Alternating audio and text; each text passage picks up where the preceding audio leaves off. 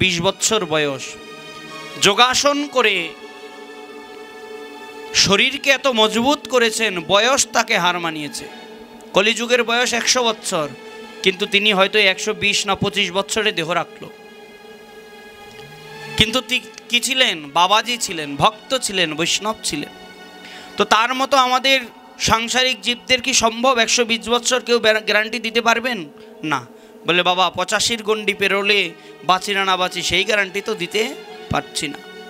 মহাপ্রভু মনে মনে চিন্তা করলেন, কি করে কলির যুগ এত অল্প সময়ে ভগবত ভজন করবেন।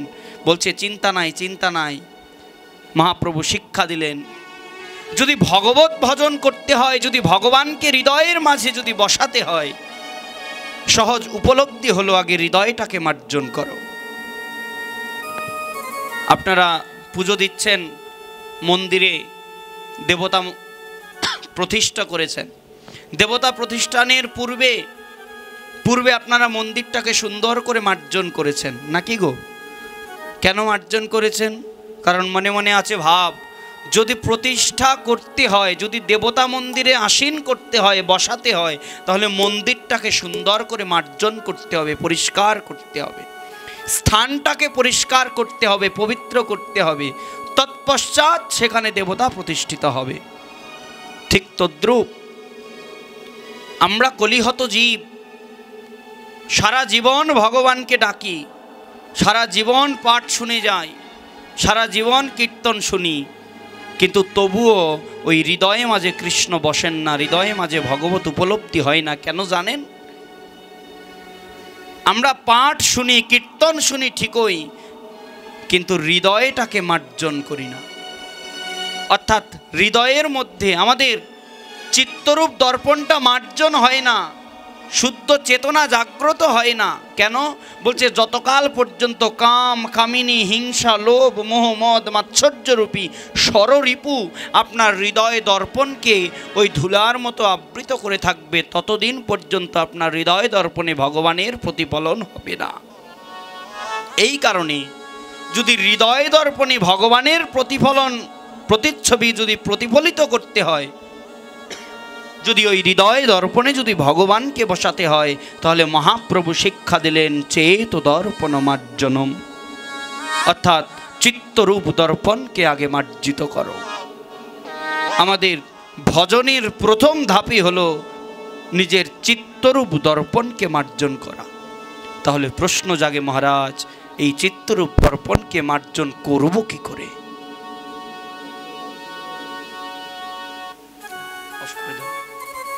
এই চিত্তরূপ দর্পণকে মার্জন করব কি করে? প্রশ্ন জাগে না? উপায় বলে দিন। বলছেন মহাপ্রভু, চেত দর্পণ মার্জনম ভব মহাদাবাগ্নি নির্বাপনম। ভব মহাদাবাগ্নি নির্বাপনম। ভব মানে ভব সংসারকে বলেছেন, আর মহাদাবাগ্নি মানে কি? দাবানল দেখেছেন? দাবানল দেখেছেন? দাবানল কাকে বলে গোমা? অর্থাৎ যখন কোনো বড় জঙ্গলে বা ফরেস্টে যদি অগ্নি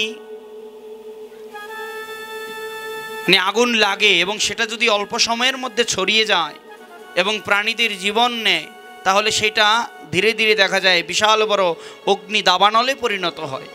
ঠিক তদ্রূপ মহাপ্রভু এই সংসারকে তুলনা করলেন দাবানলের সঙ্গে।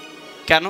বলছে ওই অগ্নি দাবানলে যেমন সমস্ত প্রাণী, গাছ, পাতা, তরুলতা পুড়ে ছাই হয়ে যায় যারা ওই দাবানলের সংস্পর্শে আসে, ঠিক তদ্রূপ যদি কেউ ভব সংসারে মজ্জিত হয়ে যদি কেউ কৃষ্ণকে ভুলে যায়, তাহলে তার জন্য এই সংসারটাও দাবানল স্বরূপ।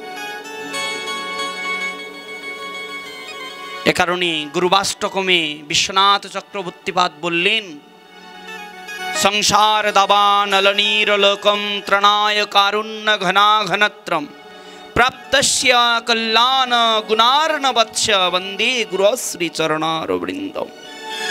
যিনি সংসার দাবানলের জ্বলন্ত সন্তপ্ত অগ্নি থেকে যিনি মুক্তিদান করেন, তিনি হচ্ছেন শ্রী গুরুদেব।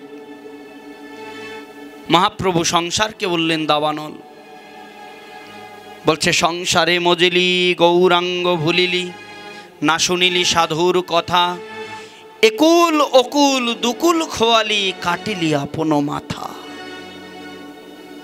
ওই বিষয়রূপ সংসারে মজ্জিত হয়ে গোবিন্দকে ভুলে আছেন, গৌর গোবিন্দকে ভুলে আছেন। বলছে ওই সংসার একদিন আপনাকে আষ্টে পৃষ্ঠে বাঁধবে, এমনভাবে বাঁধবে বাবা আর ছোটার কায়দা নাই। এই কারণে বললেন এই ভব যে মহাদাবাগ্নি আছে, এই ভব মহাদাবাগ্নিকেও নির্বাপন করতে হবে।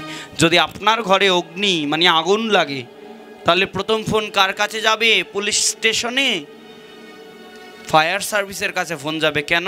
কারণ তারা হচ্ছেন অগ্নি নির্বাপনকারী, তারা এসে আপনার ঘরের আগুনটা বন্ধ করবেন।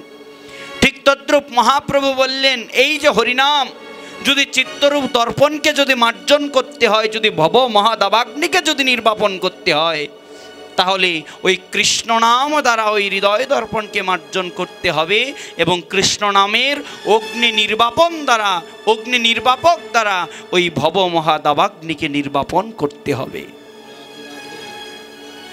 তাহলে কি হবে গো? বললেন চিত্তরূপ দর্পণকে মার্জন করলেন, ভব মহাদাবাগ্নি নির্বাপন করলেন, তারপরে কি করবেন? কি হবে?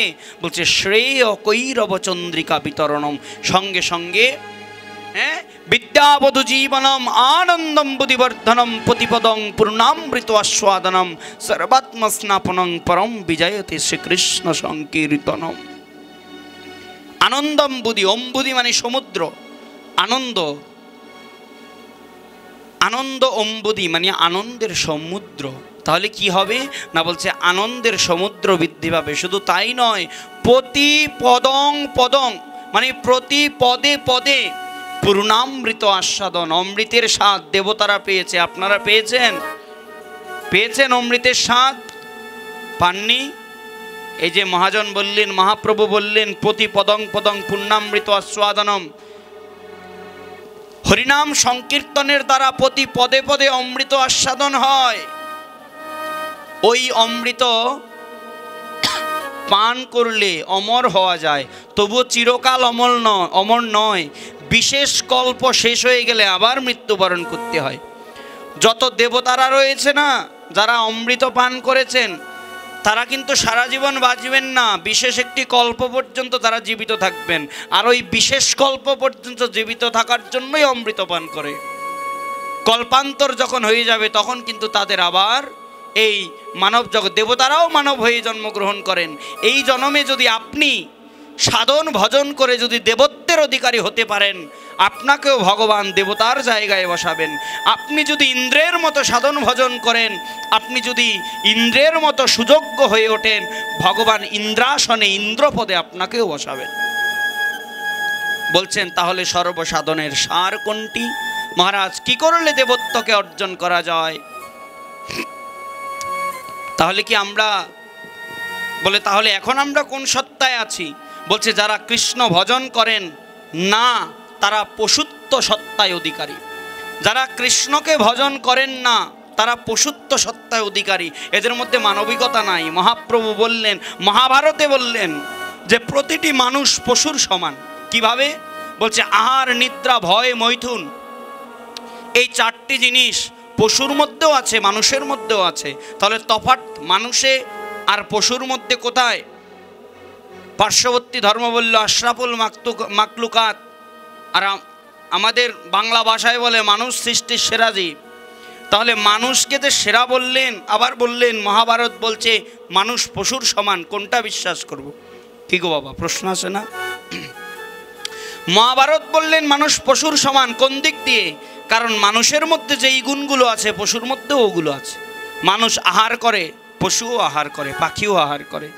মানুষ ঘুমায়, নিদ্রা যায়, পশু পাখিও নিদ্রা যায়। মানুষ ভয় পায়, মানুষের মধ্যে ভীরুতা আছে, পশু পাখির মধ্যেও ভীরুতা আছে। মানুষের মধ্যে বংশবিস্তারের ক্ষমতা আছে, পশু পাখির মধ্যেও বংশবিস্তারের ক্ষমতা আছে। তাহলে মানুষে পশুতে গুণে গুণে সমান। বলেন তাহলে মানুষকে শ্রেষ্ঠ কেন বললেন? কারণ মানুষের মধ্যে বিবেক আছে, বুদ্ধি আছে, কৃষ্ণ ভজনের অধিকার আছে, কৃষ্ণ ভজনের ক্ষমতা আছে। এই কারণে জড় জগতে মানুষ পশুর চাইতেও শ্রেষ্ঠ। তাহলে এমন সুদুর্লভ মানব দেহ পেয়ে যে কৃষ্ণকে ভজনা করে না, তাকে মহাজনরা বললেন সে তো পশুত্ব থেকে উন্নীত হয়নি। তাহলে আগে পশুত্ব থেকে মনুষ্যত্বে উন্নীত হতে হবে, মনুষ্যত্বে উন্নীত হয়ে কৃষ্ণ ভজন করতে হবে, ভগবত ভজন করতে হবে, বৈষ্ণব সঙ্গ করতে হবে। তখন ওই বৈষ্ণব সঙ্গের দ্বারা, ভগবত ভক্ত সঙ্গের দ্বারা ভগবত ভক্তি লাভ করে মনুষ্যত্ব থেকে ভগবত ভজনের দ্বারা দেবত্বে উন্নীত হবে। এ কারণে মহাপ্রভু বললেন, শিক্ষা দিয়ে গেলেন, প্রতি পদং পদং পূর্ণামৃত আস্বাদনং, প্রতি পদে পদে পূর্ণামৃত আস্বাদন।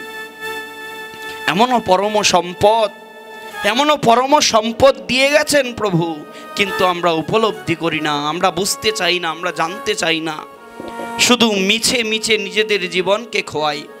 এত পরম সম্পদ দিয়ে গেলেন প্রভু। আজকে যদি আমরা সনাতনীদের ঘরে ঘরে গিয়ে যদি জিজ্ঞাসা করি, হিন্দুদের ঘরে গিয়ে যদি জিজ্ঞাসা করি সাধারণভাবে, এই যে মনসা বাড়ি আজকে মা মনসার পুজো হচ্ছে, যদি 100 জনকে জিজ্ঞাসা করা হয় মা মনসার স্বামীর নাম কি এবং মা মনসার বাবার নাম কি, পিতার নাম কি, কতজন বলতে পারবেন? মা সকলের ঘরে মা মনসার পুতি আছে, সকলের ঘরে আছে। যদি বলা হয় মা মনসার কতজন পুত্র সন্তান আছে, নাগ সন্তান আছে, কতজন বলতে পারবেন? তাহলে মনসা পুজো দিয়ে আমি আজকে ধন্যবাদ জানাচ্ছি যারা আয়োজক কমিটি, যারা এই সুন্দর একটি মহান পুজোর দিনে এমন ভাগবত কথা বলার আয়োজন করেছেন। কারণ প্রয়োজন, বর্তমানে সনাতন ধর্মটা যেইভাবে নিম্নদিকে নেমে যাচ্ছে, সনাতনী যুবকগুলো পাড়ার মোড়ে মোড়ে দাঁড়ায় ফ্রি ফায়ার গেম, গাঁজা বিড়ি সিগারেট খাবে, আর মদমত্ত মাতালের ন্যায় পূজার আসরে এসে মদ খেয়ে ডিজে বাজিয়ে নাচবে। এটা কোথায় সনাতন ধর্মের কৃষ্টি কালচার? কোথায় সনাতন ধর্মের ইতিহাস? আমাদের সনাতন ধর্মে বৈদিক আর্যগণ কি আদৌ এগুলো দেখিয়ে গেছেন? ধর্ম কাকে বলে? ধর্ম শব্দের অর্থ হচ্ছে ধারণ করা, ধৃ ধাতুর সঙ্গে মন প্রত্যয় যোগ করে ধর্ম শব্দ গঠিত। আপনি যা ধারণ করতে পারলেন তাই হলো ধর্ম।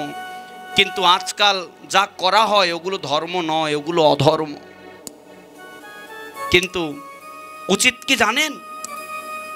আপনার ঘরের সন্তান যদি মদ খেয়ে, গাঁজা খেয়ে, শর্ট প্যান্ট পরে, জাঙ্গিয়া পরে যদি মার, আপন গর্ভধারিণী মার সামনে যদি নৃত্য করে, আপনি মা হয়ে সেটা মেনে নিতে পারবেন? আপনি যদি তার গর্ভধারিণী মা হয়ে সেইটা যদি মেনে নিতে না পারেন, যিনি জগৎজননী আছেন, সেই জগৎজননীর সামনে যদি কেউ এইরকমভাবে ডিজে গান আদি বাজায় যদি নৃত্য করে, লাইটিংয়ের দ্বারা মদে মাতাল হয়ে, আপনি মেনে নিতে পারেন না, ঘরের গর্ভধারিণী মা হয়ে জগৎজননী কিভাবে সহ্য করবে? কি গো মা, প্রশ্ন করুন, কোশ্চেন ইয়োরসেলফ। এটা কখনো নৈতিকভাবে, এটা নৈতিক দৃষ্টিকোণ থেকে কখনো মানা যাবে না। ধর্মীয় অনুষ্ঠানে আমাদের উচিত ধর্মীয় পরিবেশ তৈরি করা, অধর্মীয় পরিবেশ না, যাতে আমাদের পরিবেশ দেখে অন্যান্য ধর্মার যারা রয়েছে, অনুভূতির যারা রয়েছে, তারা যেন প্রশংসা করেন যে না, একটা পুজো হচ্ছে, পুজোটা পুজোর মতো হচ্ছে। পুজো শব্দের অর্থ আরাধনা। এখন আপনি মাকে ডেকে আনলেন, তার চরণে পুষ্পাঞ্জলি দিচ্ছেন, তাকে আরাধনা করছেন, আর বাইরে ডিজে বাজছে ও মুর্শিদ, মা খুশি হবে না বেজার হবে? একদিকে বেদমন্ত্র পাঠ হচ্ছে, সর্বমঙ্গল্য মঙ্গল্য শিবে সর্বাত্ম সাধিকে শরণ্যে ত্রম্বকে গৌরী নারায়ণী নমস্তুতে, আর একদিকে ডিজে বাজছে ও মুর্শিদ। এটা কি বিয়ে বাড়ি না পুজোর বাড়ি? কখনো এটা মানা যায় নৈতিক দৃষ্টিকোণ থেকে? কদাপি না। কিন্তু তাহলে উচিত কি? উচিত হলো এই যে আমাদের যত ধর্মীয় অনুষ্ঠানগুলো হয়, এখন উচিত হচ্ছে জায়গায় জায়গায় ভাগবতীয় আসর, ভাগবতীয় পাঠের সংখ্যাগুলো বাড়িয়ে দেওয়া। কেন? কারণ একমাত্র ভাগবত পাঠের দ্বারাই মানুষের মধ্যে চেতনা জাগ্রত হয়, কদাপি নয়, অন্য কিছুতে নয়। একমাত্র ভাগবতের দ্বারাই, ভাগবত কথা আস্বাদনের দ্বারাই। শান্ত পাঠককে ডাকা লাগবে না। বাংলাদেশ ভারতে অনেক বড় বড় পাঠক আছে, আপনারা আনুন, এনে ছোট বড় আয়োজন করে আপনারা ভাগবতের আসর তৈরি করুন, ভাগবত কথা আস্বাদন করুন, আপনারা নিজেরাও শ্রবণ করুন। ঘরে বসে থাকলে কিছু শিখতে পারবেন না, বয়স চলে যাবে কিন্তু ভগবানকে জানতে পারবেন না, ভগবানকে উপলব্ধি করতে পারবেন না। আজকে একটা ছেলেকে যদি জিজ্ঞাসা করা হয় কৃষ্ণের বাবার নাম কি, বলতে পারে না। কিন্তু যদি বলা হয় দেখি ইন্ডিয়ান সিনেমার একজন নায়কের নাম বলো তো, 4-5টা বলে দিবে, দেবজিৎ, আরও কী কী আছে, হ্যাঁ।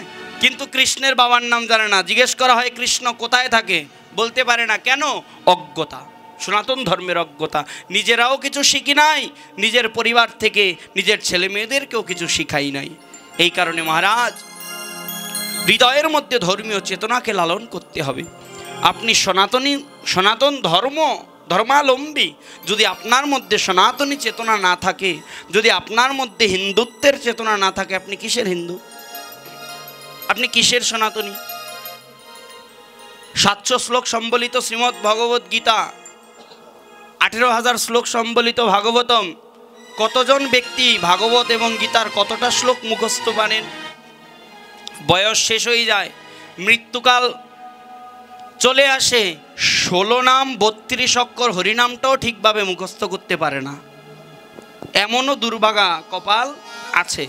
কিন্তু বলছেন না, নিজের মধ্যে সনাতন মহাপ্রভু যে পরম সম্পদ দিয়ে গেছেন, আরে সব কিছু ছাড়ুন না, আপনাকে বেদের 1 লক্ষ নামও মুখস্থ করতে হবে, মন্ত্র মুখস্থ করতে হবে না, আপনাকে এত এত কঠিন কঠিন যাগযজ্ঞাদি তপস্যাও করতে হবে না। মহাপ্রভু শিখালো নাম, যেই নাম গাও আর সব নাম তুমি সেই নামে পাও। অন্তত মহাপ্রভু যেই শিক্ষাটা দিয়ে গেলেন, সনাতনী হয়ে সেই শিক্ষাটা পালন করুন। এনাফ, মহাপ্রভু যেটা দিয়ে গেছে। এই কলিযুগের একটা মানুষের সাধন, আমাদের পরম পূজ্য কেশিঘাটস্থ রাধা মুরারি মোহন কুঞ্জের পরম পূজ্য ভূতপূর্ব মহন্ত মহারাজ নিত্যলীলা প্রবিষ্ট 108 মুরারি মোহন দাস বাবাজি মহারাজ বলেছেন যে কলিযুগের সর্বশ্রেষ্ঠ সাধন হলো হরিনাম। কেউ যদি শুধুমাত্র হরিনামের দ্বারা, হরিনামের আশ্রয় গ্রহণ করে, ওই হরিনামের দ্বারা তার ভগবত ভাগ প্রাপ্তি সম্ভব। কেন? আমাদের বাবা মহারাজ বলেন যে আমাদের উদ্দেশ্য হলো প্রেম প্রাপ্তি। কিসের প্রেম প্রাপ্তি গো মা? যুগল কিশোরের চরণে সেবা বা প্রেম প্রাপ্তি। আমরা তো সারা জীবন কৃষ্ণকে ডাকি কেন? কৃষ্ণ প্রেম লাভ করার জন্য। ভগবানকে ডাকি কেন? ভগবানের প্রেম লাভ করার জন্য। উদ্দেশ্যটা কি? প্রেম প্রাপ্তি। আর মহাজন বললেন এই প্রেম প্রাপ্তি কি করে ঘটে? বলছে কেউ যদি শুধুমাত্র হরিনাম করে, ওই হরিনামের দ্বারাই যুগল কিশোরের প্রেম প্রাপ্তি ঘটে। এই কারণে বললেন কি জানেন, যে হরিনামের গুরুত্বটা কলিযুগে অনেক। আমরা জানি না, আমাদের 12 মাস কেটে যায়, গুরুদেবের কাছ থেকে দীক্ষা নিয়ে আসি, গুরুদেব দীক্ষা দিয়ে কিছু নিয়মকানুন বলে দেন, সব কিছু পারি, কিছু পারি না। কোন মাসে কি হয়, কোন মাসে কি করা উচিত, এগুলো আমাদের জ্ঞাতব্য নয়। কোন তিথিতে কি খেতে হয়, কোন তিথিতে কি খেতে হয় না। সত্য ত্রেতা দাপরে এত এত আয়ু কেন ছিল জানেন? কারণ তারা ঋষি বাক্য পালন করত। আর আমাদের কলিযুগে মানুষের আয়ু এত কম কেন জানেন? কারণ আমরা ঋষি বাক্য পালন করি না।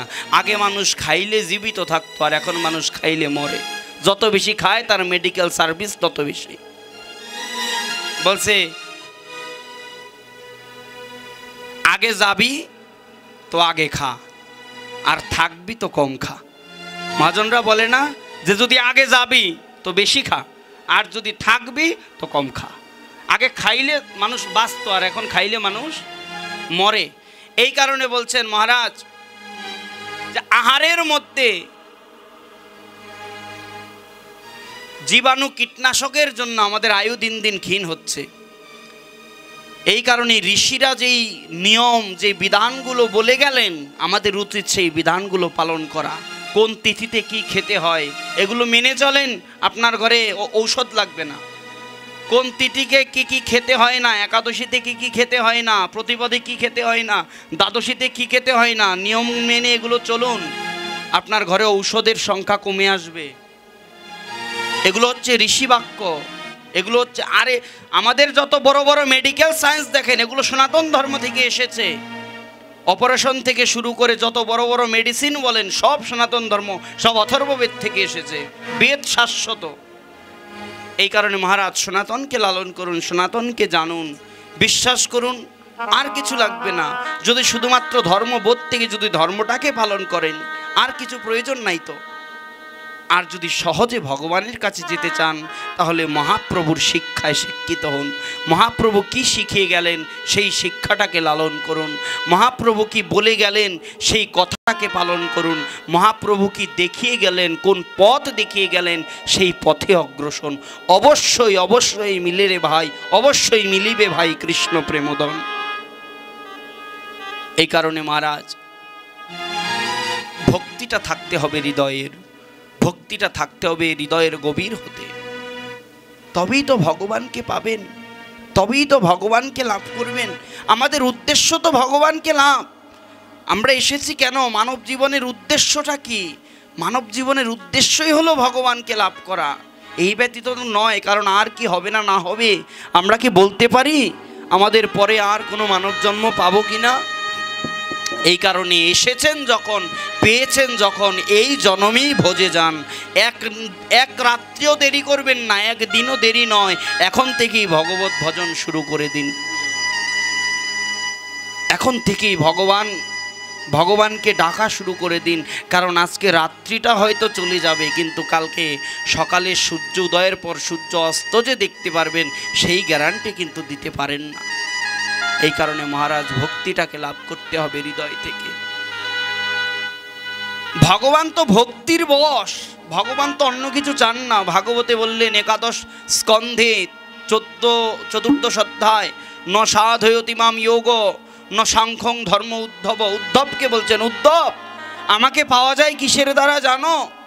ন সাধয়তিমাম যোগ, কঠিন কঠিন সাধনা করলেই আমাকে পাওয়া যায় না।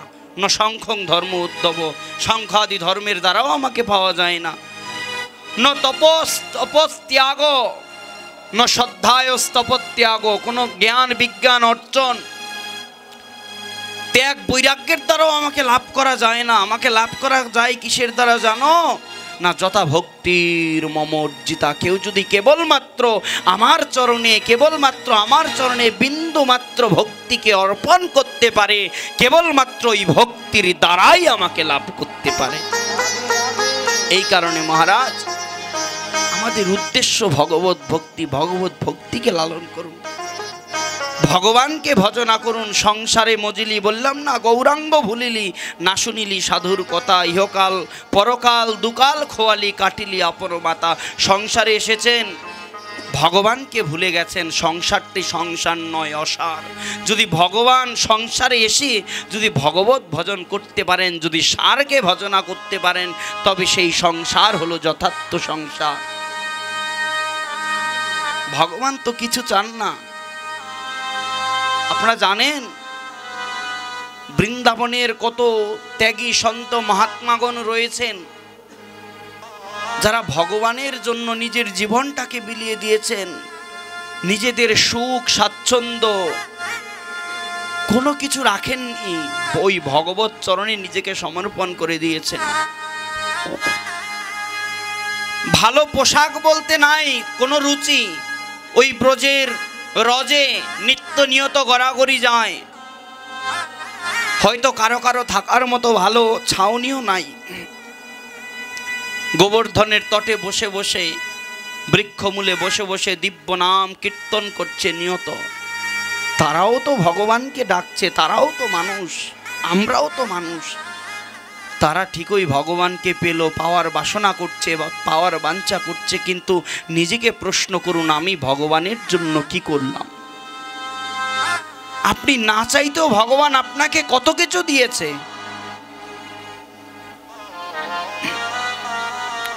কিন্তু নিজেকে প্রশ্ন করুন, ভগবান তো আমাকে অনেক কিছু দিয়েছে, কিন্তু আমি ভগবানের জন্য কি করছি?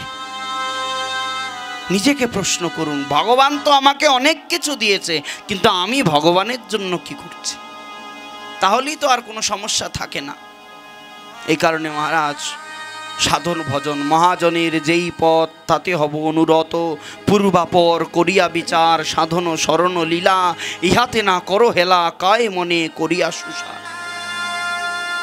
মহাজন যে পথগুলো দেখিয়ে দিয়ে গেছেন, সেই পথগুলোকে আমাদের অনুসরণ করে আমাদের ভগবত ভজন করতে হবে। সংসারে এলাম শুধুমাত্র কিভাবে খাবো, কিভাবে ভরণ পোষণ করব, ছেলে মেয়ে মানুষ করব, এইভাবে আমার দিন কেটে যাচ্ছে, কিন্তু ভগবত ভজন হচ্ছে না। যেদিন পরপারে গিয়ে দাঁড়াবেন, যেদিনে ভবনদীর কূলে গিয়ে গুরুদেব আপনাকে প্রশ্ন করবে যে পাঠিয়েছি তো তোকে সংসারে, আমার জন্য কি করলি? সেদিন প্রশ্ন করে দেখুন নিজেকে, যে সেই দিন গুরুদেবকে কি উত্তরটা দিবেন, কি উত্তরটা গুরুদেবকে দিবেন, নিজেকে প্রশ্ন করবেন।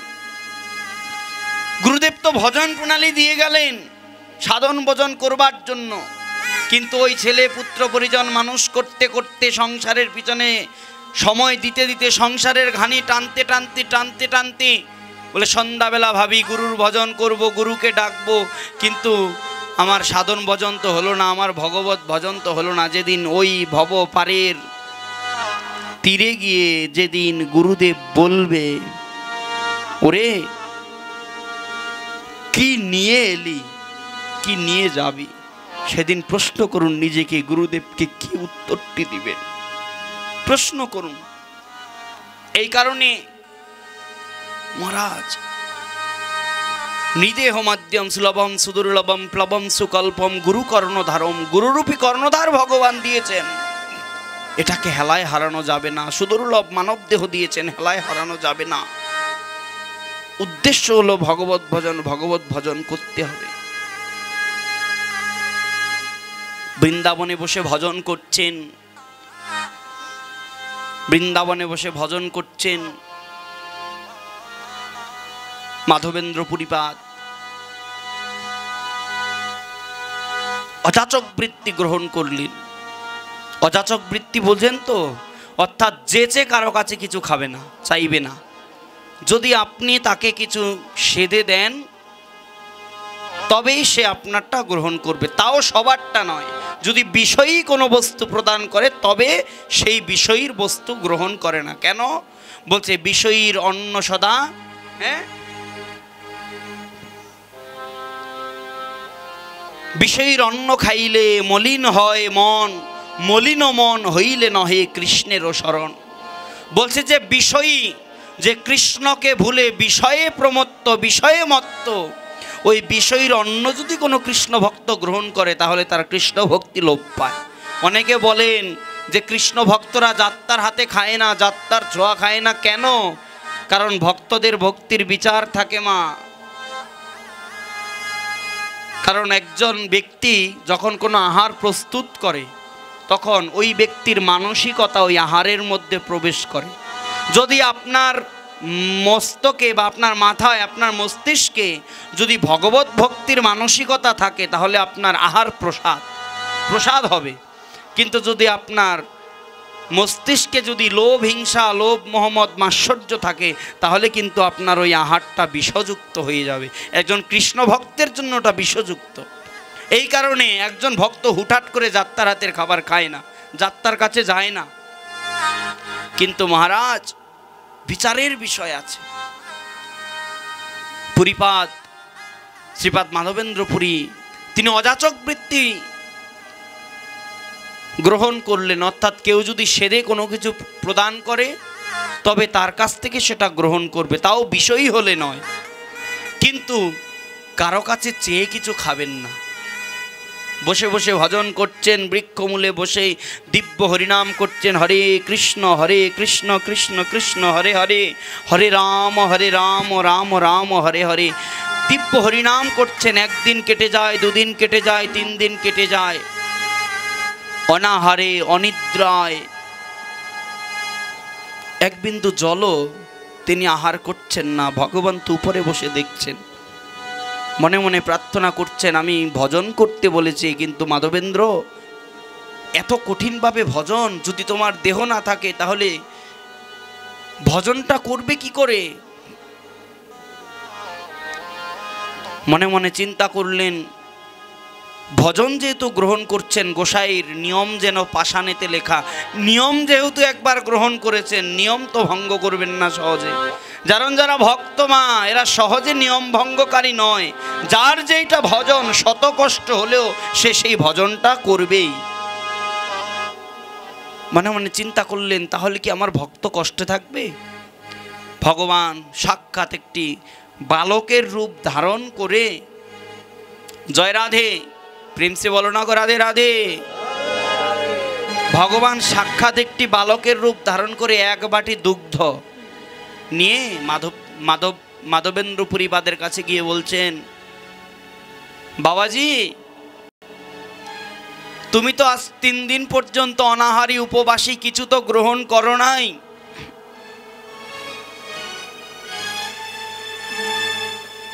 আমি তোমার জন্য এক বাটি দুগ্ধ এনেছি, কৃপা করে গ্রহণ করো বাবাজি। মাধবেন্দ্রপুরীপাদ বললেন, ও বাবা, তুমি কে গো? বললেন, কেন তুমি আমাকে চেনো না? আমি তো গোপাল। বলছে, গোপাল? হ্যাঁ, আমি তো গোপাল। তুমি গোপাল, তা থাকো কোথায়? ও বাবা, আমি তো ব্রজবাসী, তুমি দেখো না। তাহলে এই যে দুগ্ধ নিয়ে আসলে, কোথা থেকে আনলে? বলছেন, বাবা, আমাদের ব্রজের মায়েরা প্রতিদিন যমুনার ঘাটে আসে জল, ওই যমুনার জলে কাপড় কাচার জন্য। তো আমার মা তো প্রতিদিনই আসে। এই 3 দিন যাবৎ আমার মা নাকি লক্ষ্য করছেন যে তুমি শুধু দিব্য হরিনাম করো, সারাদিন ভজন করো, কিন্তু তোমাকে আহার করতে দেখে নাই। এই কারণে মা ওই মনের সন্দেহ থেকে, জয় রাধে, আমার কাছে দুগ্ধ দিয়ে পাঠালেন যেন তুমি পাও। নাও গো মা, এই দুগ্ধটুকু, হ্যাঁ বাবাজি, এই দুগ্ধটুকু পান করে নাও। মাধবেন্দ্রপুরীপাদ ওই ছেলের কাছ থেকে বলছে, বাবা তোর নাম কি রে? বলছে, মা সে কি, আমার নাম তো গোপাল, আমি ব্রজবাসী ছেলে, ব্রজে থাকি। দুগ্ধ বাটিটুকু, জয় রাধে, ছেলের কাছ থেকে দুগ্ধ নিয়ে মাধবেন্দ্রপুরীপাদ দুগ্ধ পান করলেন। এত স্বাদ, দুগ্ধ তো দুগ্ধই, দুগ্ধ অমৃত, অমৃতের মতো স্বাদযুক্ত। কিন্তু আজকে গোপাল যে বাটিতে করে দুগ্ধ এনে দিলেন, ওই দুগ্ধ এমন স্বাদযুক্ত, ওই স্বাদ সহজে ভোলা যায় না। মনে হয় যেন পুরীপাদের সেই অধরে, জিহ্বায় যেন সেই স্বাদ লেগে আছে। যেতে যেতে বললেন, বাবা তুমি দুগ্ধ পান করছো, আজকে আমি চলে যাই, যদি ইচ্ছে হয় আমাকে ডেকো, আমি কালকে আবার তোমার জন্য দুগ্ধ এনে যাব। বাবা বললেন, গোপাল, আমি তো কারো কাছ থেকে কিছু চেয়ে পাই না, কারণ আমি তো অযাচক বৃত্তি গ্রহণ করেছি। কেউ যদি আমাকে কোনো কিছু নিজের ইচ্ছায় দেয় তবে তা গ্রহণ করি। তবে এত সুন্দর মধুর রূপ তোর, তুই যদি চলে যাস আমি কিন্তু সহজে তোকে ভুলতে পারবো না রে। হ্যাঁ, সে হবে না হয়, আরে আছোই তো তুমি, ব্রজ ছেড়ে যাবে কোথায়? একদিন না একদিন তো দেখা হবে। তা বাবু তুমি দুগ্ধটা পান করেছো তো, আমি যাই। দুগ্ধ দিয়ে মাধবেন্দ্রপুরীপাদের হাতে ওই গোপাল চলে এলো। দুগ্ধ পান করলেন, পান করে বাটিটা কাছে রাখলেন। আজকে সারা রাত্র মাধবেন্দ্রপুরীপাদের চোখে কোনো ঘুম নাই। কেন? এত সুন্দর ছেলে, দেখতে কালো, কিন্তু কালোর মধ্যে এত সুন্দর আভা। এই ছেলেকে তো আগে কখনো ব্রজে দেখি নাই। চোখের কাছে ঘুম নাই, সারা রাত্র চিন্তা করতেছেন। একটা মুহূর্তে ওই চিন্তা করতে করতে করতে করতে করতে করতে একটু চোখের তন্দ্রা লেগে আসলো। সঙ্গে সঙ্গে তাকে স্বপ্নাদেশ করলেন, মাধব, ও মাধব, তুমি তো সারা জীবন ভগবানকে ডাকো, আমাকে ডাকো, ভজনা করো,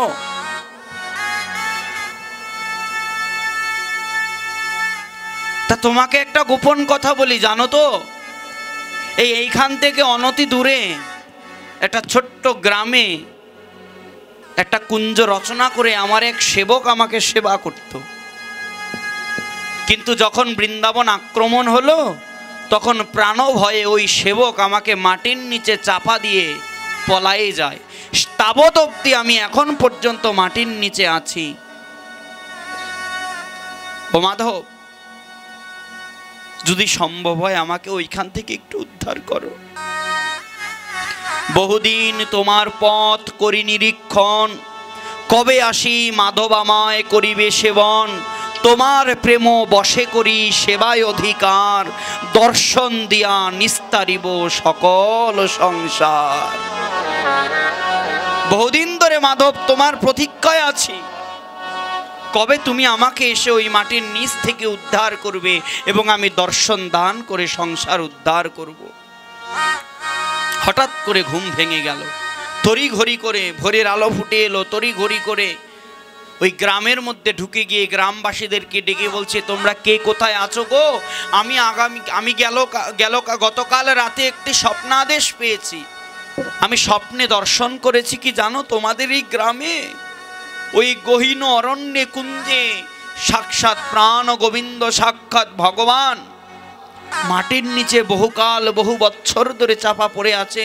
তোমরা কে কোথায় আছো গো? সরঞ্জামাদি নিয়ে আসো, আমরা মাটির নিচ থেকে ভগবানকে উদ্ধার করব।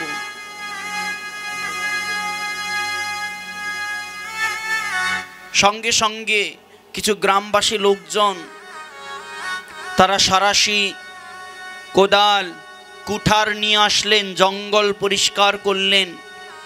জঙ্গল পরিষ্কার করে ওই মাটির নিচ থেকে সাক্ষাৎ এক গোপাল মূর্তিকে আবিষ্কার করলেন। ওই গোপাল মূর্তিকে আবিষ্কার করলেন। আবিষ্কার করে ভগবানের স্বপ্নাদেশ অনুযায়ী গোবর্ধনের উঁচু টিলাতে এক শিলার উপরে মাধবেন্দ্র পুরীপাদ গোপাল বিগ্রহকে স্থাপন করলেন। ও বাবা, যদি তোমাদের কানে আসে যে কেউ ভগবান পেয়েছেন স্বপ্নে, তোমরা কি ছুটে যাবে না দেখার জন্যে?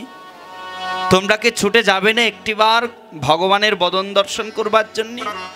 সমগ্র গ্রামে যখন প্রসিদ্ধ হয়ে এলো মাধবেন্দ্র পুরীপাদ মাধব বাবাজি, তিনি মাটির নিচ থেকে গোপাল বিগ্রহ পেয়েছেন, সমগ্র গ্রামে প্রসিদ্ধ হয়ে গেল। বিভিন্ন অঞ্চল থেকে সারি সারি লোক সকলেই তারা এসেছে ভগবানকে দর্শন করবার জন্য। কেউ এলেন ফুলের ডালা নিয়ে, কেউ এলেন ফুলের মালা নিয়ে, কেউ এলেন আরতি আদি প্রদীপ সরঞ্জাম আদি সাজায়ে, কেউ এলেন পূজার উপচার সাজায়ে। শুধু তাই নয়, কেউ কেউ মনে মনে চিন্তা করছেন, আহা গো, এতদিন পর্যন্ত ভগবত বিগ্রহ মাটির নিচে ছিল, চাপা পড়েছিল, না জানি ভগবানের উদরে কত খিদে। আসলে এগুলো তো ভক্তের ভাব। ভগবান তো সমগ্র জগৎ সংসারে ব্যাপিত আছেন। খেলিছ এই বিশ্বলয়ে বিরাট শিশু আনমনে। তিনি তো বিরাট শিশু, যখন তখন এই সংসারকে ভাঙতে পারেন, ভেঙে আবার উদরস্থ করতে পারেন, তার তো আহারের কোনো অভাব নাই। কিন্তু তবুও ভক্তের ভাব, আহাগো এতদিন মাটির নিচে চাপা পড়েছিল, না জানি ভগবান কত খিদায় কষ্ট পাচ্ছেন। কেউ কেউ কি করছেন জানো মা, বড় বড় ডালায় করে, বড় বড় থালায় করে, পাত্রে করে ভুরি ভুরি ভোগ নৈবেদ্য আহার সাজিয়ে এই যেখানে গোবর্ধনে সে ভগবানকে স্থাপন করা হলো সেইখানে রেখেছেন।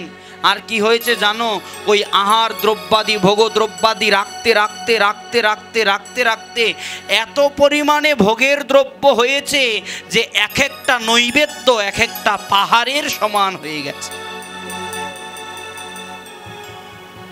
কেউ কেউ অন্ন এনেছে, ওই অন্ন আনতে আনতে আনতে আনতে এত এত অন্ন হয়েছে, ওই অন্নের দ্বারা একটা পাহাড় হয়ে গেছে, যাকে নাম দিয়েছে অন্নকূট। মানে কূট মানে পাহাড়, অন্নকূট মানে অন্নের পাহাড়।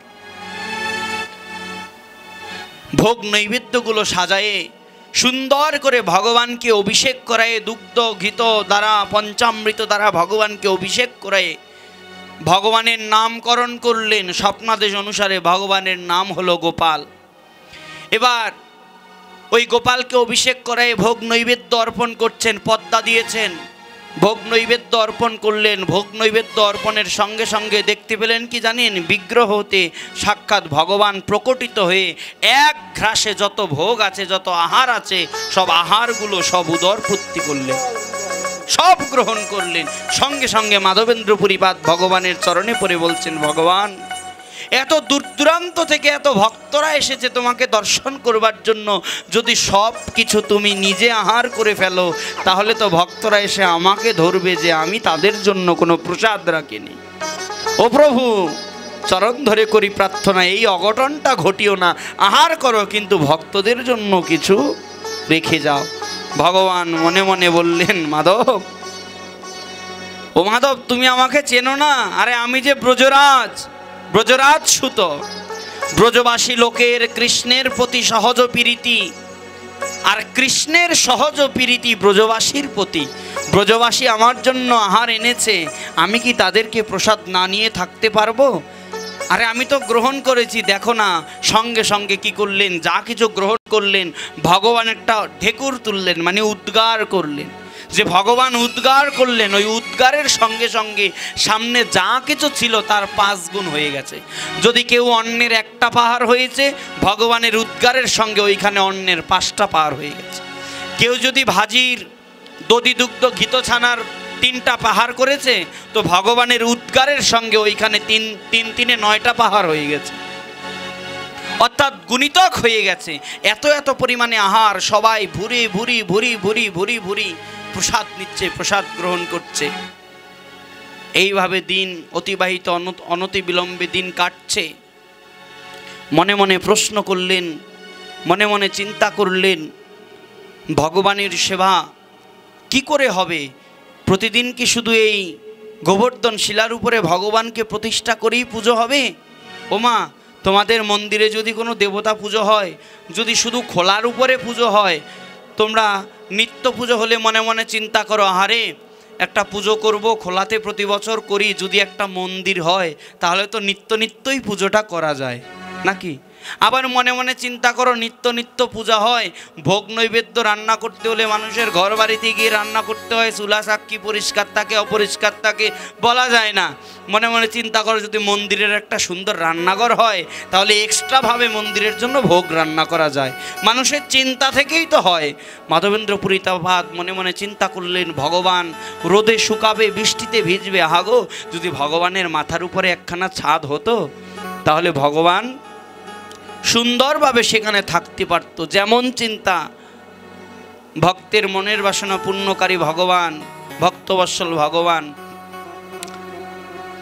তার কৃপায় কি হলো, এক শেঠ এলো।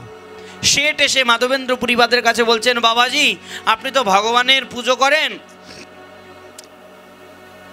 তা যদি কিছু না মনে করেন আমি এইখানে একটা মন্দির করে দিই। জয় রাধে। সঙ্গে সঙ্গে মন্দির করে দিল। আবার কেউ কেউ মনে মনে চিন্তা করলো, ভগবানের জন্য ভোগ নৈবেদ্য রান্না করেন, রসুই করেন, ভগবানের জন্য একটা রান্নাঘর করে দিই। কেউ একটা রান্নাঘর করে দিল। কেউ কেউ মনে মনে চিন্তা করলেন, রাস্তাটা ভালো নয়, কত ভক্তরা আসে ভগবানকে দর্শন করে, বর্ষাকালে হাঁটতে চলতে সমস্যা, কেউ রাস্তা করে দিল। এইভাবে দেখা গেল একখানা প্রসিদ্ধ মন্দির তৈরি হয়ে গেল। এখন মাধব বাবাজির মনে মনে চিন্তা যে এত বড় মন্দির হয়েছে, কিন্তু একার পক্ষে তো এত বড় মন্দির সামলানো সহজ নয়। কারণ ভগবানের সেবা যখন বৃদ্ধি পায় তখন সেবকের প্রয়োজন হয়। আর সবচেয়ে বড় কথা হলো, মাধব বাবাজি ছিলেন, তিনি ছিলেন অযাচক বৃত্ত গ্রহণকারী।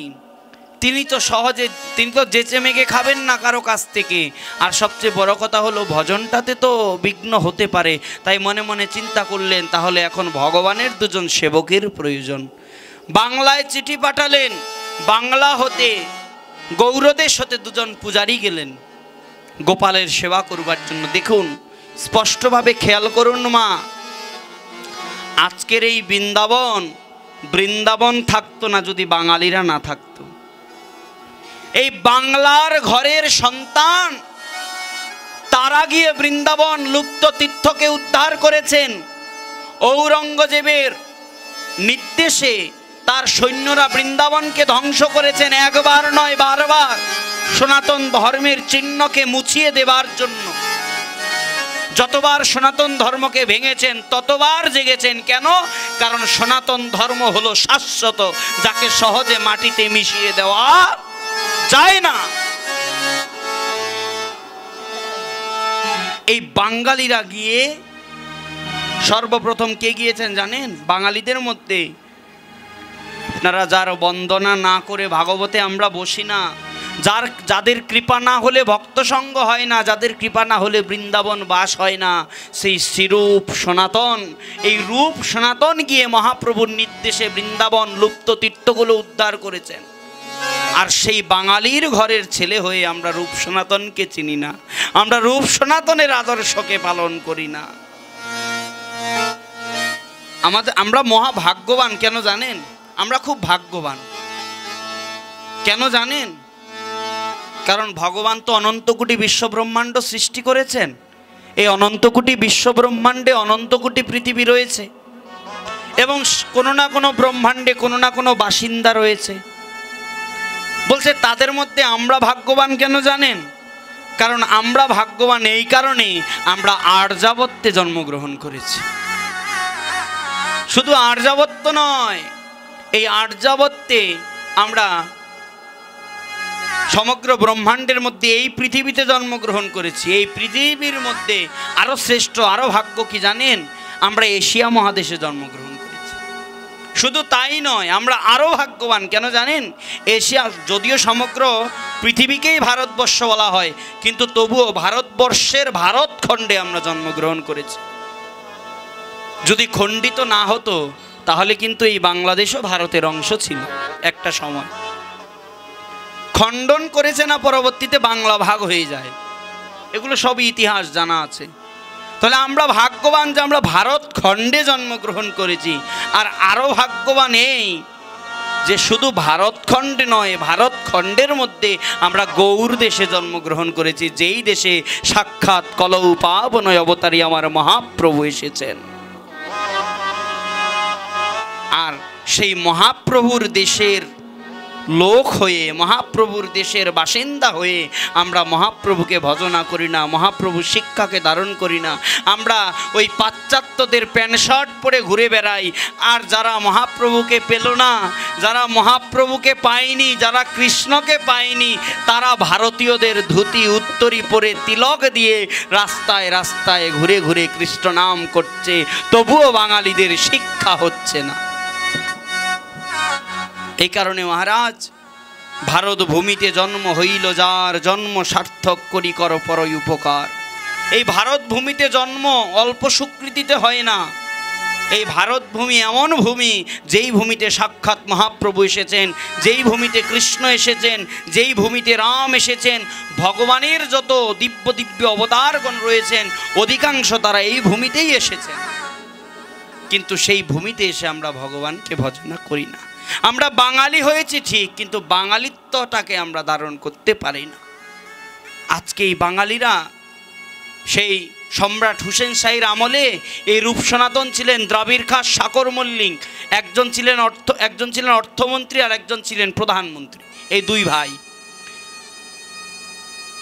তৎকালীন সময়ে তারা ৩৩ লক্ষ টাকা পাইতেন বেতন। আর এখন আমরা লক্ষ টাকা চোখে দেখছি কিনা সন্দেহ, কিন্তু তৎকালীন সময়ে ৩৩ লক্ষ টাকা বেতন পাইতেন। তাহলে কত বড় কোটিপতি ছিলেন? এত লক্ষ লক্ষ কোটি কোটি টাকা ফেলে শুধু মহাপ্রভুর একটা নির্দেশে তারা ওই কোটি ধন সম্পদকে ফেলে দিয়ে তারা বৃন্দাবনের পথে চলে যায়, সব কিছুকে ত্যাগ করে দিয়ে। কিসের জন্য জানেন? শুধুমাত্র ভগবত প্রেম সম্পদকে লাভ করার জন্য। কারণ তারা জেনে গেছে ওই সম্পদ প্রকৃত সম্পদ নয়। যদি কেউ কৃষ্ণ ধনে ধনী হয়, যদি কেউ কৃষ্ণ সম্পদে যদি সম্পদশালী হয়, তাহলে ওই সম্পদ হলো প্রকৃত সম্পদ, ওই ধন হলো প্রকৃত ধন। কিচ্ছু নেয়নি, হাতে একখানা বরাহ পুরাণ নিয়ে, বরাহ পুরাণের একখানা পুঁথি নিয়ে বৃন্দাবনে চলে গেছেন। মহাপ্রভু নির্দেশ দিয়েছেন, রূপ সনাতন বৃন্দাবনে যাবে, তোমাদেরকে কিছু কাজ দেই। কি কাজ জানো?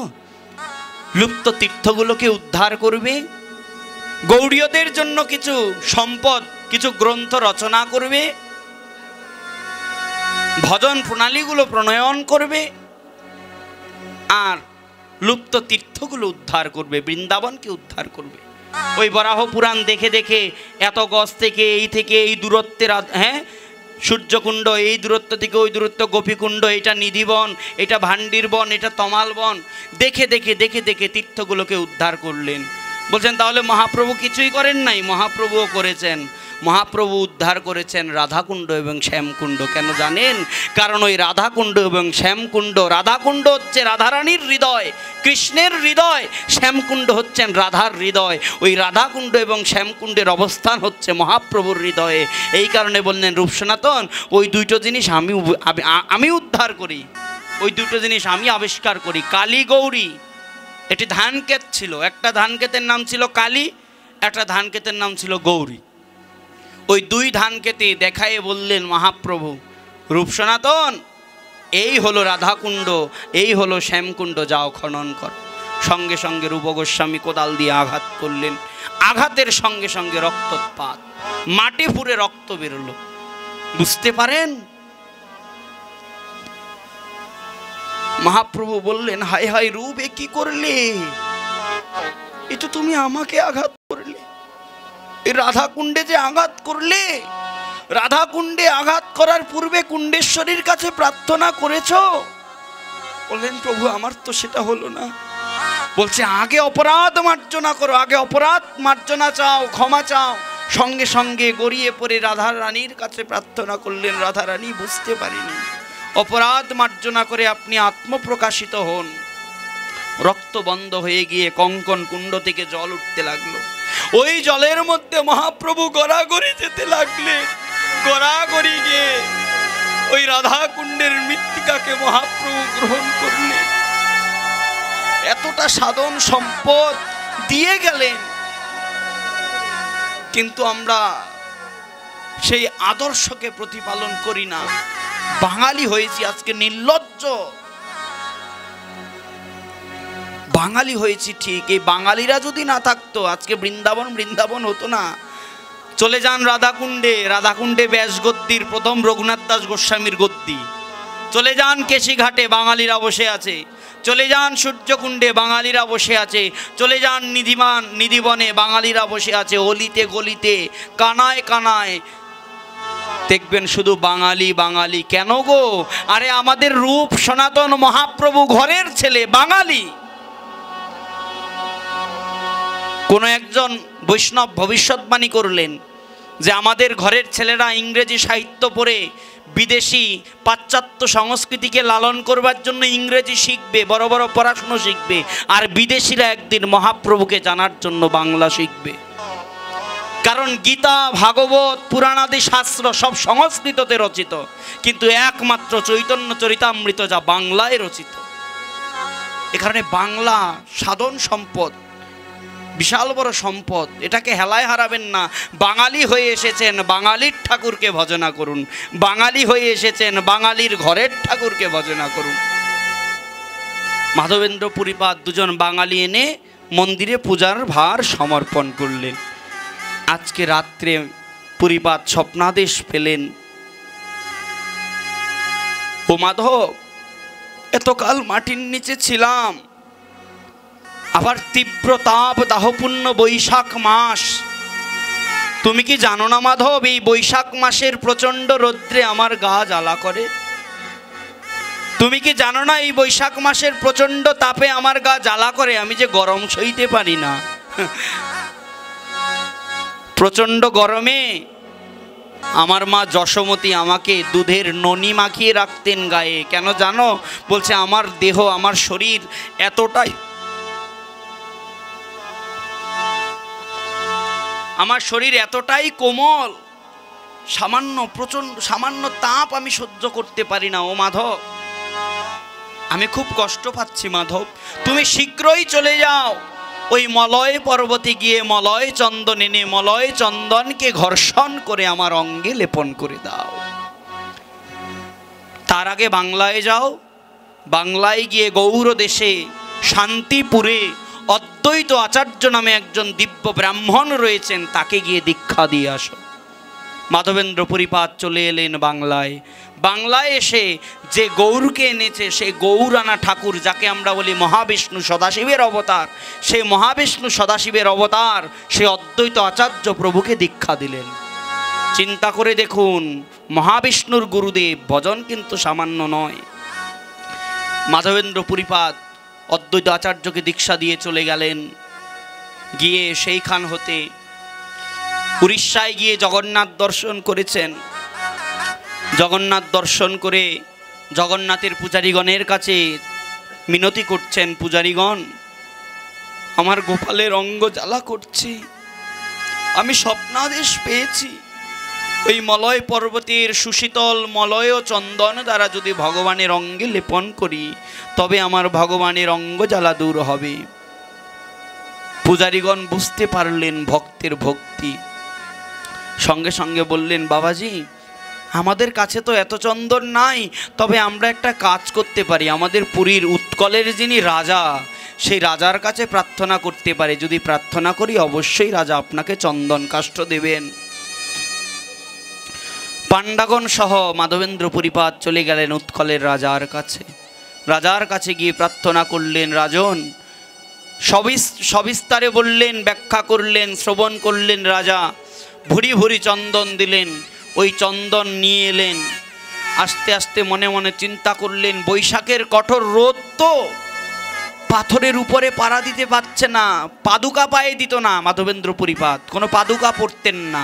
ওই প্রচণ্ড গরমে পাথরগুলো শিলাগুলো উত্তপ্ত হয়ে আছে, আর মাধবেন্দ্র পুরীপাদ গায়ে চন্দন নিয়ে শিলাগুলোর উপরে এক এক করে পাড়া দিচ্ছেন, আর ও রাধে, ও হরি, ও কৃষ্ণ, গোপাল করে ডাকছেন। এত আর্তনাদ, আঘাত লাগছে তো, গরমের তীব্র গরম ছেঁকা লাগছে পায়ে। ভগবান বুঝতে পারলেন ভক্ত কষ্ট পাচ্ছে, স্বপ্নাদেশ দিয়ে বললেন মাধব তোমাকে বৃন্দাবনে আসতে হবে না, পুরীর কাছে রেমনা, ওই রেমনাতে আমার এক অভিন্ন কলেবর পূজিত হন, ওই রেমনাবাসীর দ্বারা আমি সেইখানে গোপীনাথ রূপে প্রতিষ্ঠিত আছি। চলে যাও রেমনায়। রেমনায় গিয়ে গোপীনাথের গায়ে কর্পূর চন্দন লেপন করো।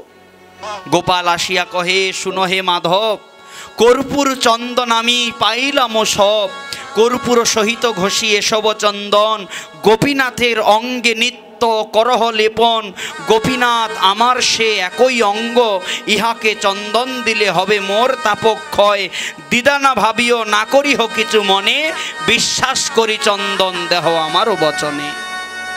জয় রাধে, জয় নিতাই।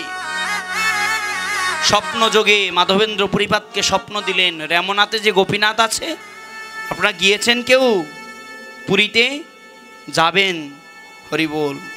যদি সম্ভব হয় একবার জগন্নাথকে দর্শন করে আসবেন। এখনো এখনো এখনো ভক্তের ভক্তির সেই নিদর্শন রয়ে গেছে জগন্নাথ পুরী ধামে, রেমনাতে গিয়ে একবার দেখে আসবেন। আরে জীবন তো চলে গেছে, জীবনটাকে তো কাটিয়ে দিয়েছেন ভগবান, যেই সমস্ত লীলাস্থলীগুলো রেখে গেছেন। গৌর আমার যেসব স্থান করিল ভ্রমণ রঙ্গে, সেই সব স্থান হেরিবই আমি প্রণয়ী ভকত সঙ্গে। মহাপ্রভু যে স্থানগুলো রেখে গেলেন সেই স্থানগুলোকে একবার গিয়ে দর্শন করে নয়নকে সার্থক করে আসুন। জীবনে কি পেয়েছেন কি না পেয়েছেন জানি না, কিন্তু ভগবানের লীলাস্থলীগুলোকে একবার হলেও নিজ নয়নে দর্শন করে আসুন। রেমনাতে চলে গেলেন। রেমনাতে গিয়ে মাধবেন্দ্র পুরীপাদের কাছে পূজারী জিজ্ঞাসা করলো, বাবাজি আইলেন কোথা থেকে? আমি তো গৌর বাংলার লোক, বৃন্দাবনে থাকি, তাই চন্দন নিয়ে এসেছি। আমি স্বপ্নাদেশ পেয়েছি আমার গোপালের গায়ে জ্বালা হচ্ছে, এই চন্দন লেপনের দ্বারা আমার গোপাল তিনি স্বস্তি পাবেন। তো আবার স্বপ্নাদেশ পেয়েছি, বাংলা তো অনেক দূর, উৎকল থেকে বৃন্দাবন তো অনেক দূর, তা ভগবান স্বপ্নাদেশ করেছেন যে গোপীনাথ আর গোপাল অভিন্ন, তাই গোপীনাথের গায়ে যদি কর্পূর চন্দন লেপন করা হয় তাহলে বৃন্দাবনে বসে আমার গোপালের জ্বালা দূর হয়ে যাবে। সঙ্গে সঙ্গে চন্দন নিয়ে কর্পূর নিয়ে অপূর্ব অপূর্ব অপূর্ব ঘর্ষণ করে পূজারী গোপীনাথের গায়ে চন্দন লাগাই দিলেন। এইখানে বসে গোপীনাথের গায়ে চন্দন লেপন করছে, আর বৃন্দাবনে বসে আমার ভগবানের গায়ে চন্দন চর্চিত হয়ে গেল।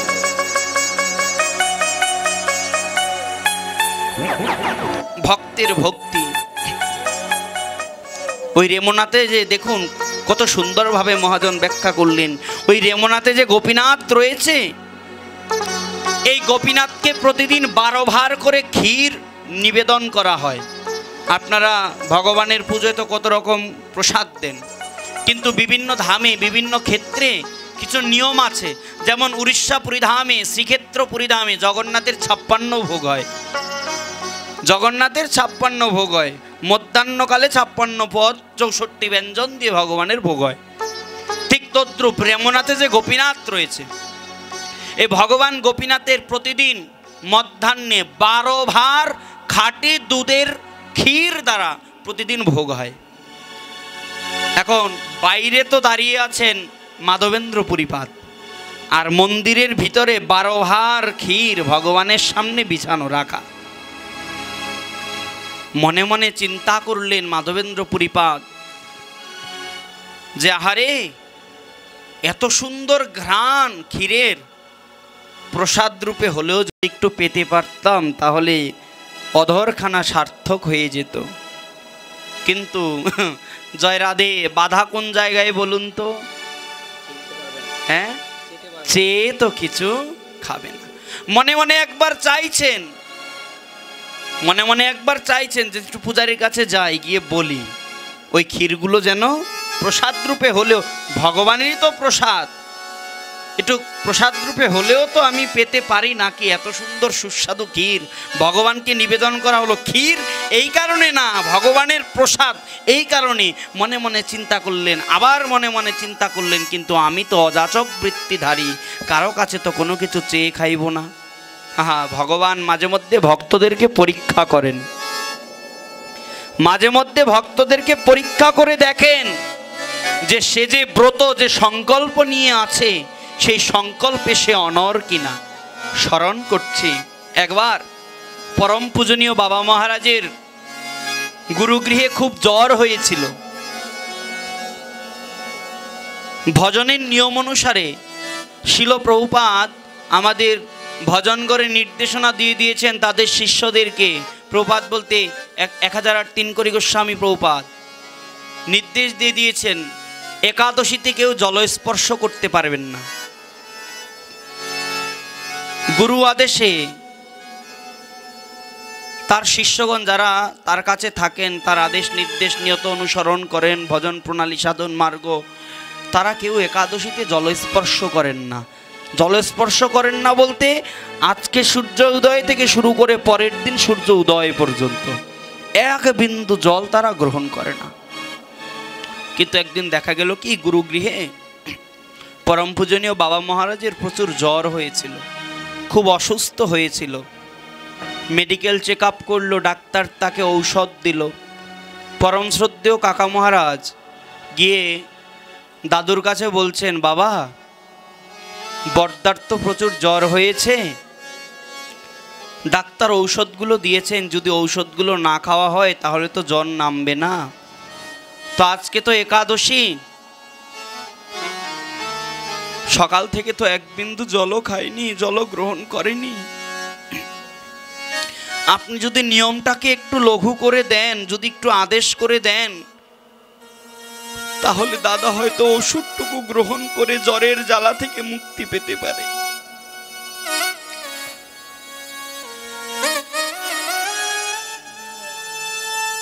প্রভুপাদ বললেন,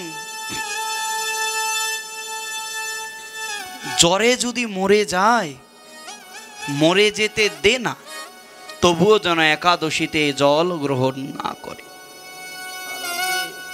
কত কঠিন নিয়ম, গোসাইর পাষাণ যেন পাষাণ, নিয়ম যেন পাষাণেতে লেখা। নিয়ম যেহেতু একবার গ্রহণ করেছে, সেই নিয়ম মরে গেলেও ভাঙবে না।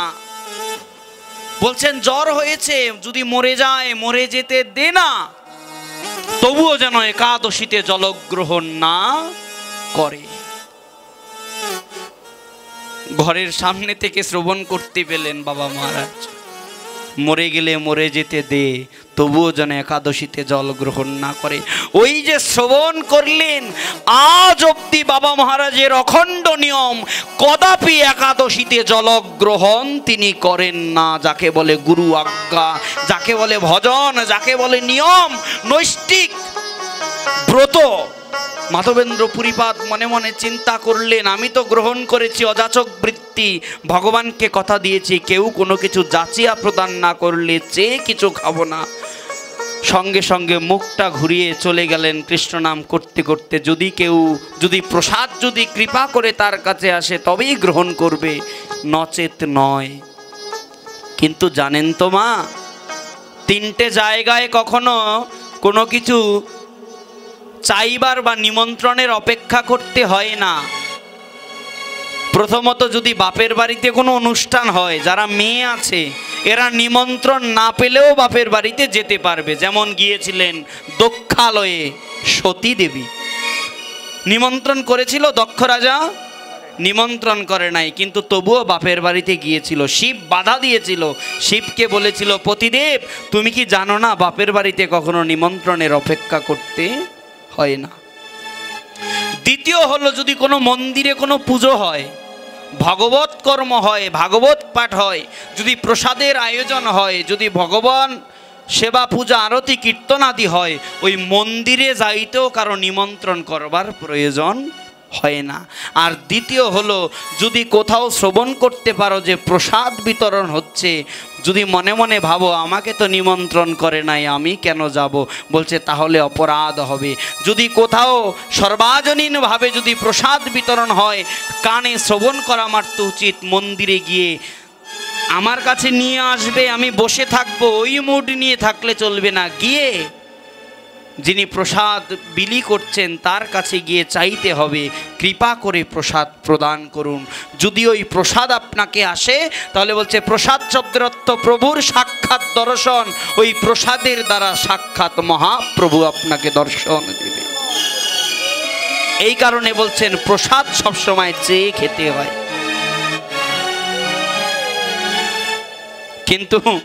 কিন্তু মাধবেন্দ্র পুরীপাদ তিনি মনে মনে চিন্তা করলেন, না আমি তো অযাচক বৃত্তি গ্রহণ করেছি, চেয়ে খাবো না। চলে গেলেন, গিয়ে বাজারের একটি কোণে গিয়ে নিবৃতে বসে বসে গাইছেন, হরে কৃষ্ণ কৃষ্ণ কৃষ্ণ হরে হরে, হরে রাম রাম রাম হরে হরে। বিকাল গড়িয়ে সন্ধ্যা হলো, সন্ধ্যা গড়িয়ে রাত হলো, রাত্রে আরতি করে ভগবানকে শয়ন দিয়ে পূজারী মন্দিরের দরজা বন্ধ করে চলে গেলেন ভেতরে। রাত্রে পূজারীকে স্বপ্নে দিয়েছেন, পূজারী ওই রেমুনার বাজারের কোনায় আমার যে এক ভক্ত এখনো উপবাসী হয়ে পড়ে আছে,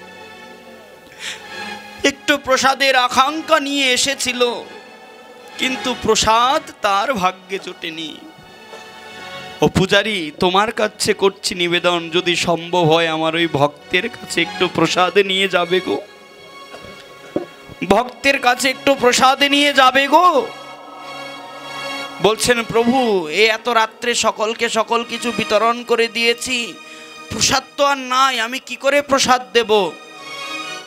ভগবান বললেন, তুমি মন্দিরে যাও, মন্দিরে গিয়ে আমার গায়ে যে উত্তরীয়টা দেওয়া আছে, ও পূজারী আমার গায়ে যে উত্তরীয়টা দেওয়া আছে, একটা চাদর আছে না, গিয়ে দেখবে ওই চাদরের তলায় আমি আমার ভক্তের জন্য এক বাটি ক্ষীর লুকিয়ে রেখেছি।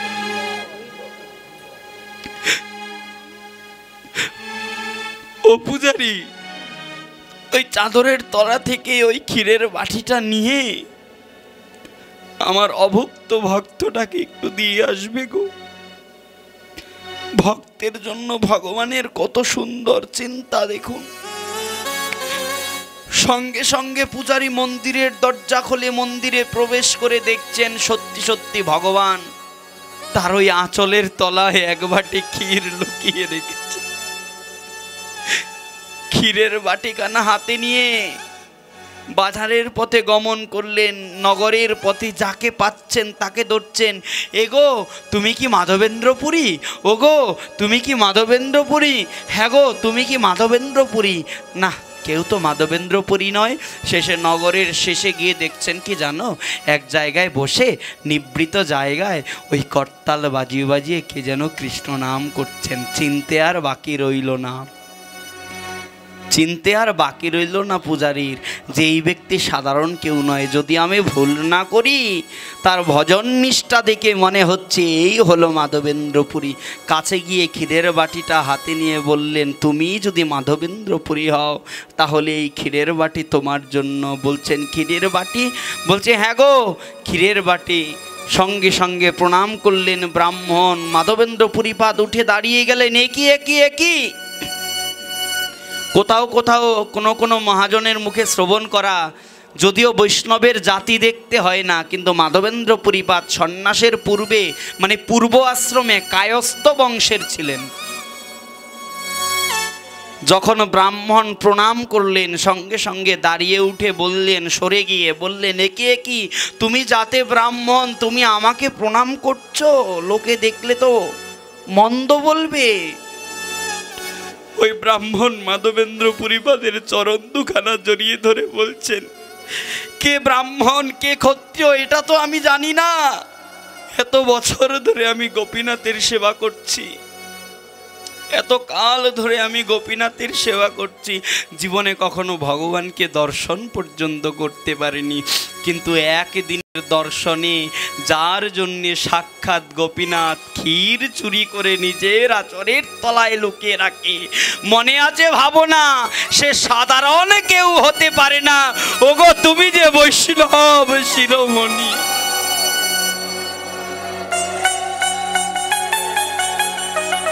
তুমি যে বৈষ্ণব শিরোমণি। চরণ দুখানা জড়িয়ে ধরে কাঁদছেন। মহাজন বলছেন, যার লাগি গোপীনাথ ক্ষীর কইলা চুরি, সেই সে ভকত প্রবর মাধবেন্দ্রপুরী। চিন্তা করতে পারেন কতটুকু ভক্তি হলে, কতটুকু ভক্তি হলে ভক্তের জন্য ভগবান ক্ষীর চুরি করে রাখতে পারেন। কিন্তু আমরা কি সেই ভক্তিটুকু লাভ করতে পেরেছি? তার বিন্দুমাত্র কি লাভ করতে পেরেছি? নিজেকে প্রশ্ন করুন, কি করেছি ভগবানের জন্য? জীবনটা তো হেলায় হারিয়ে গেলাম, জীবনটাকে তো কাটিয়ে দিলাম, চলে যাচ্ছে, দিন কেটে যাচ্ছে। দিন গেল মিছে কাজে, রাত্রি গেল নিদ্রে, না ভজিনু রাধা কৃষ্ণ চরণার বৃন্দি। কৃষ্ণ ভজিবার তরে সংসারেতে আইনু, মিছে মায়ায় বদ্ধ হয়ে বৃক্ষ সম হইনু। ফল রূপে পুত্র কন্যা ডালো ভাঙ্গি পরে, কাল রূপে পৃথিবীতে দুঃখ বাসা করে।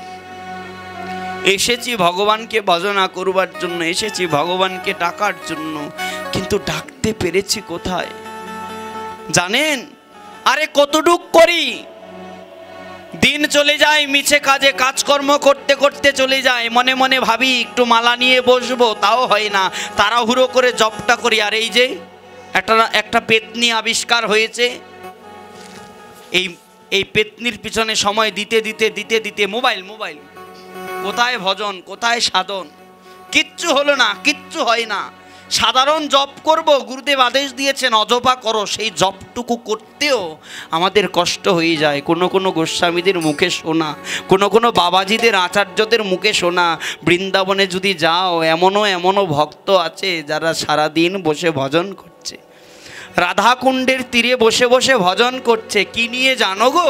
বলছে সামনে একখানা কাঁচা মরিচের বাটি নিয়ে বসেছে। বলছে ভজন করতে বসেছে তো কাঁচা মরিচের বাটি নিয়ে কেন বসেছে? বললেন ভজন করতে করতে করতে যদি কখনো চোখে ঘুম লেগে যায়, যদি ওই ঘুমের কারণে মায়ায় নিদ্রায় যদি ভজন না হলো, যদি জপ না হলো, যদি ওই চোখের মধ্যে নিদ্রায় যদি ভর করে, ওই বাটি থেকে একখানা কাঁচা মরিচ ভেঙে ওই আঙুল দিয়ে ওই মরিচের রসখানা চোখের মধ্যে লাগিয়ে দেয়। জনৈক ভক্ত প্রশ্ন করছেন, বাবাজি ভজনের জন্য চোখে কাঁচা লঙ্কা লাগাচ্ছেন, কষ্ট হয় না? বললেন যে আজকে তো কাঁচা লঙ্কা লাগিয়েছি রে, কিছুদিন পর গুঁড়ো লঙ্কা লাগাবো। কেন জানিস? ওই ভজনের সময় যদি ঘুম আসে, যদি নিদ্রা আসে, ওই চোখের মধ্যে আজকে কাঁচা লঙ্কা লাগাচ্ছি, কালকে গুঁড়ো লঙ্কা লাগাবো। কেন জানিস? বলছে লাগাতে লাগাতে লাগাতে লাগাতে একদিন নিদ্রা দেবী প্রণাম করে বলবেন, না, এর চোখে আর যাওয়া যাবে না। ওই লেবু লঙ্কার দ্বারা আমার চক্ষু থেকে জনমের মতো নিদ্রা দেবী বিদায় নিয়ে যাবে। ওই নিদ্রা দেবী যদি বিদায় নেয় তবেই তো আমার ভজনটা পাকাপোক্ত হবে। কতটা দৃঢ় ভজন দেখুন, ভজনের কতটা, ভজনের প্রতি কতটা। কি করেছেন, কি করেছি, আপনারা করেছেন মা, আপনারা সৌভাগ্যবতী, সৌভাগ্যবান বাবা। আমি করতে পারিনি, বিশ্বাস করুন আমার ভজন হলো না। কোন বাবাজি রাধাকুণ্ডের তীরে বসে ভজন করছেন, প্রচন্ড শীতকাল, গায়ে একখানা চাদর নাই। অনেকে বলেন নিজের দেহকে কি কষ্ট দিয়ে ভগবানের ভজন হয়?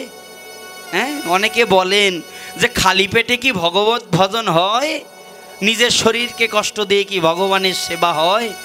আরে চলে যান বৃন্দাবনে, গিয়ে দেখুন কত জজ ব্যারিস্টার ওই ব্রজের ধুলায় গড়াগড়ি যাচ্ছে। তাদের নেই সংসারের যাতনা, তাদের নেই দেহ যাতনা, তাদের নেই কোনো পিছু টান। কেবলমাত্র রাধারানীর চরণে নিজেকে বিতরণ করে নিজেকে লুটিয়ে দিয়েছেন শ্রীজির চরণে। রাধাকুণ্ডের তীরে বসে ভজন করছেন, গায়ে একখানা চাদর নাই, প্রচন্ড শীত।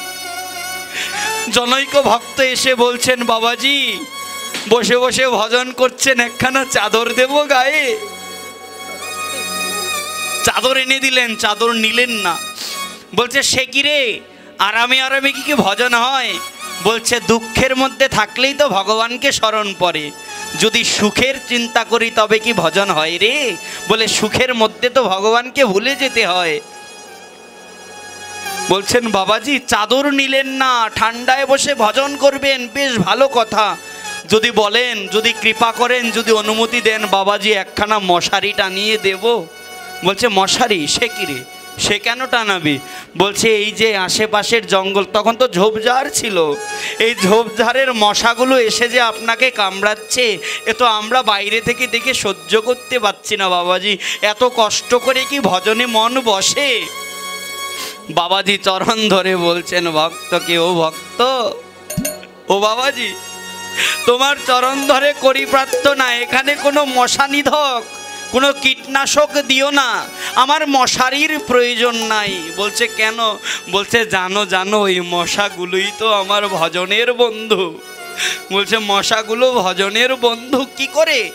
মশা কারো ভজনের বন্ধু হয়? বলছে, আমি ভজন করতে করতে করতে করতে, নাম করতে করতে, যদি রাত্রে আমার ঘুম চলে আসে, যদি রাত্রে আমি নিদ্রাগত হই, যদি ভগবানকে ডাকা না হয়, যদি রাধারানীকে ডাকা না হয়, ওই মশাগুলো আমাকে কামড়ে কামড়ে ঘুমোতে দেয় না গো। যে আমাকে ভজনে সাহায্য করে, যে আমাকে রাধারানীকে ডাকতে সাহায্য করে, বলো না গো, তার মতো কি পরম বান্ধব আছে কেউ?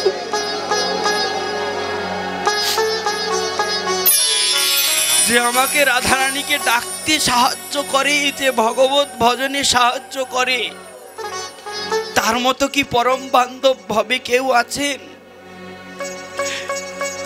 ওই মশা যে আমার বন্ধু। চিন্তা করুন, কতটা হৃদয়ে ভগবত ভক্তি জাগ্রত হলে, কতটা ভজন অনুকম্পিত দেহ হলে, কতটা রাধায় অনুরাগী দেহ হলে মশাকে বন্ধু মনে করে। আর আমরা তো ঘুরে বেড়াই প্রতিষ্ঠার তরে, নাম যশ প্রতিষ্ঠা, বড় পাঠক হব, মোটা মোটা দক্ষিণা দেবে, কত নাম কাম হবে, ভজন নাই, ভজন নাই, শুধু নিজের ইন্দ্রিয় তৃপ্তি। চলে যান বৃন্দাবনে, কত ভক্ত, কত মহাত্মাগণ পড়ে আছে ব্রজের ধুলায়, গিয়ে দেখুন না, ওই রাধারানীর চরণে নিজেকে সমর্পণ করে দিয়ে আছে। তাদের একমাত্র উদ্দেশ্য হচ্ছে রাধা রানীর ভজন, রাধা চরণ প্রাপ্তি। তাদের তো আর কোনো বাসনা নাই, না আছে পুত্রের চিন্তা, না আছে পরিজন। তাদের আহার যোগায় কে গো? বলতে পারেন না? তাদের আহার কে যোগায়? তাদের আহারেরও চিন্তা নাই গো। আরে যাদের বিষয়ের চিন্তা নাই, তাদের আবার আহারের চিন্তা? যদি আহারের চিন্তা থাকতো মাধবেন্দ্র পরিপাতকে অযাচক বৃত্তি গ্রহণ করতেন। বলছেন পশু পাখিকে যে আহার গ্রহণ করায়, পশু পাখিরও তো ইনকাম নাই, তারাও তো সেলুনের দোকানে গিয়ে কারো চুলদারি কাটে না, অফিসে বসে তারপরে বিভিন্ন দোকানে বসে ব্যবসা বাণিজ্য করে না, তাহলে পশু পাখির আহারকে যোগায়। বলছে চিনি যোগান যিনি তিনি চিন্তামণি।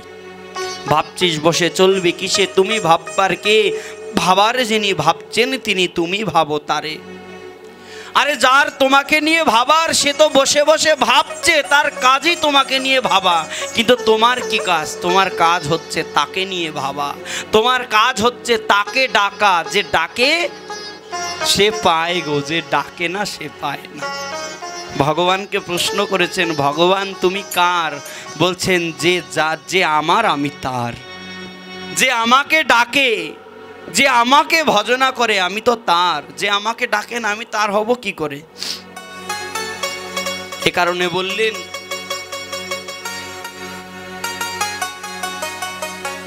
ভগবান গীতায় তো কথা দিলেন, চিন্তা করার কি প্রয়োজন? অর্জুনকে প্রশ্ন করলেন ভগবান, অর্জুনকে বললেন ভগবান কথা দিলেন। নবম অধ্যায় রাজবিদ্যা রাজগুহ্য যুগে গুহ্যতম কথা দান করলেন অর্জুনকে। অর্জুন